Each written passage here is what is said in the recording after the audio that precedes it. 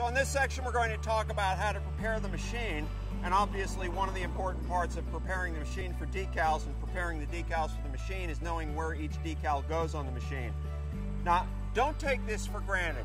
It's very often the case that somebody gets all excited about painting their piece of equipment and they go ahead and sandblast it or sand it down, and then only after the fact that they realize, oh wow, I didn't make any notes about where the decals go, and so I have no idea where the new decals are going to go. So we get calls pretty frequently, hey, can you tell me how or where I would place the decals? So the simple solution that we typically recommend is that you go to Google or you go to Machinery Trader and you get a good close-up photo.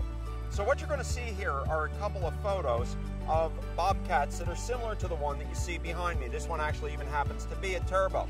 So here's what you're going to see. You've got a large Bobcat goes on the back. You'll notice that one has a 2-speed right there. Ours isn't a 2-speed. There is a 2-speed that you'll see in a moment in this set, so you'll just be able to disregard that, or if you want to just, hey, I don't know, throw it on your toolbox or whatever, it's yours. You'll notice also that there's the basic model number that goes here. If you look really closely in this photo, you'll see that there's a small Ingersoll Rand decal that goes across the bottom of the vertical frame. And then finally you've got a Bobcat and then a cat head that goes on the side at the lift arm area.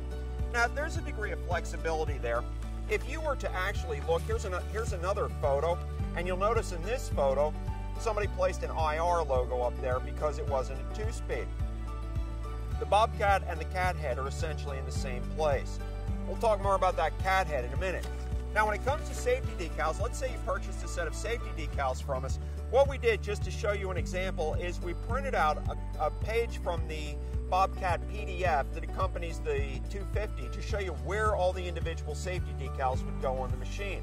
Now the set you receive from us may not be identical to what you would have gotten from Bobcat, but that'll give you some good guidance for how to place each one of the decals so that you don't feel that you're lost with this process.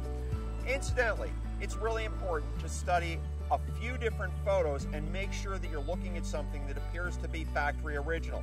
It's surprising how many times we'll get out to a sales site and we'll see a set of decals on a machine and we know whose machine it is and we know that we sold the decal set, and yet we see the decals are installed incorrectly. So take the time up front to understand where each decal goes on the machine so there's no confusion later. Okay, now very quickly we're going to go through this set. Now we didn't roll this up because we weren't shipping it to ourselves, but you'll notice in this set there's a couple of 2-speed decals. All right, we said we're going to discard them because they're not part of our machine. And it's a little bit windy out here. You're going to see there's a couple of different size cat heads. Select the cat head that best fits where you're going to put them. Couple the word Bobcat. Those Ingersoll Rand decals that we talked about before, you see them. There's an additional Ingersoll Rand decal that in some machines you'll be able to use on the front, and other machines you just won't have room for it. That large Bobcat that's going to go across the back, and then finally a couple of model numbers. So all this consists of the basic set. Now you notice how we just walked through that and inventoried it. That way you know, according to this photo, that every one of the decals that you need is in this set. Now this is especially critical if you've got a machine that's going to auction in 3 days and you didn't open this set up until a half an hour before it's supposed to go on the truck and you find out there's a decal missing, you're in trouble.